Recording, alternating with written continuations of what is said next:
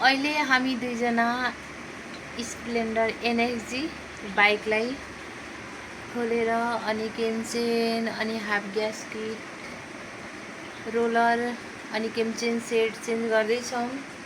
अनि त्यसपछि केमचेनको यो दाँती पनि गइसकेको छ, पुरा बराबर भइसकेको छ। अनि यो रोलर हो,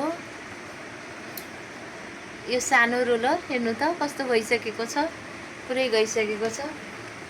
अब यसलाई अर्को चेन्ज गर्ने हो।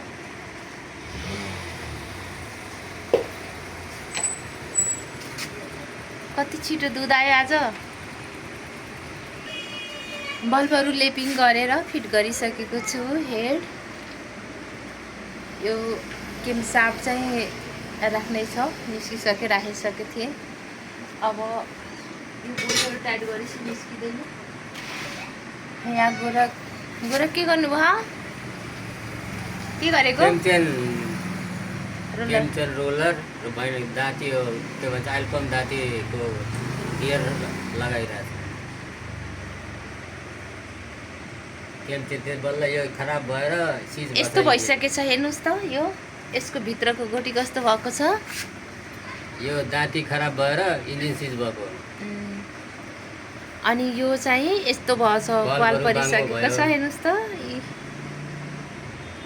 यस्तो भइसकेको छ। नयाँ त्यस्तो छ अनि पुरानो कस्तो छ हेर्नुहोस् त। यसको भित्रको गोटी बाहिर निस्किसकेको छ। यहाँ पुरै आइसिल फिट छ कि नै? अथि यो के यो पुरै क्लच कभर ग्यास्केट, यो सानो रोलर यो पनि गइसकेको छ। सबै रोलरहरू गइसकेको छ। एनएक्सजी बाइक यता देखाउँछु। यहाँ पुरै खोलेको छौँ हामी दुईजना मिलेर। अरू क्लच प्लेट कस्तो छ थाहा छैन।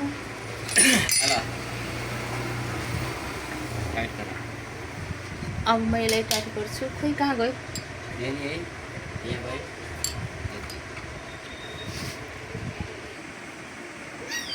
हामी दुईजना मिलेर काम गर्दैछौँ।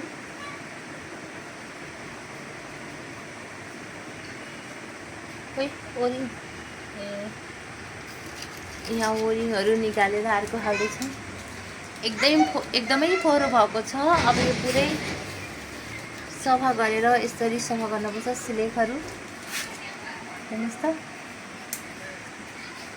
सिलेकहरू पुरा फालेर अनि पल्ल दुलाएर पेट्रोलले मट्टीतेलले अनि त्यसपछि बल्ल फिटिन्छ।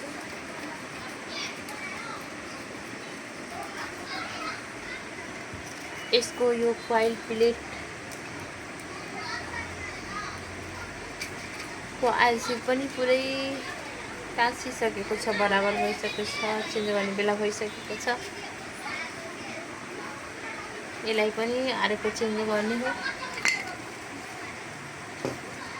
सबै धुलाइसकेको छु। अब यसको कार्बोरेटर धुलाउन छ। कार्बोरेटर धुलाएर अनि बल्ल फिट गर्ने हो। एकदमै फोहोर हो, कचरा छ, हेर्नु त। यसको भित्र कालो भयो। भयो गोरख, सफाइ भयो।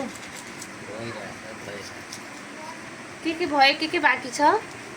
सबै बाँकी छ। गियर बल्ल फिट भयो। अब सफाइ गरेर फिट गर्न बाँकी छ म्याग्नेटहरू।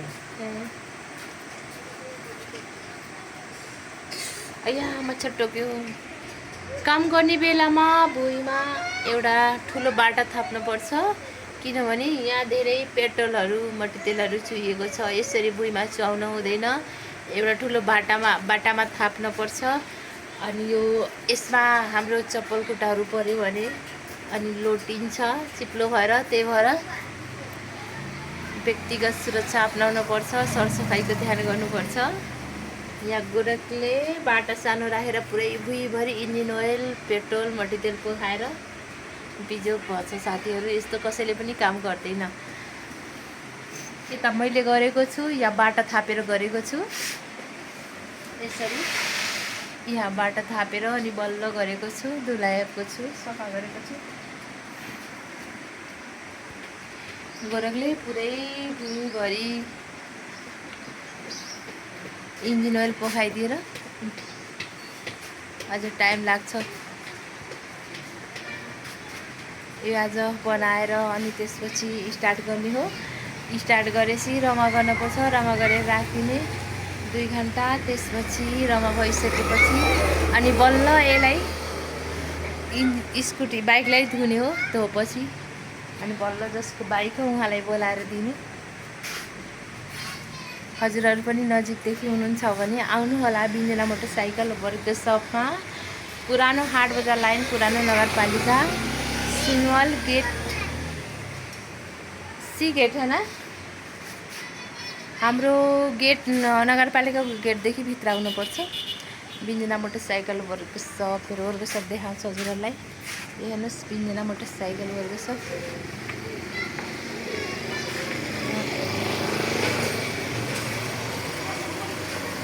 आउनु होला सबैजना मेरो वर्कसपमा।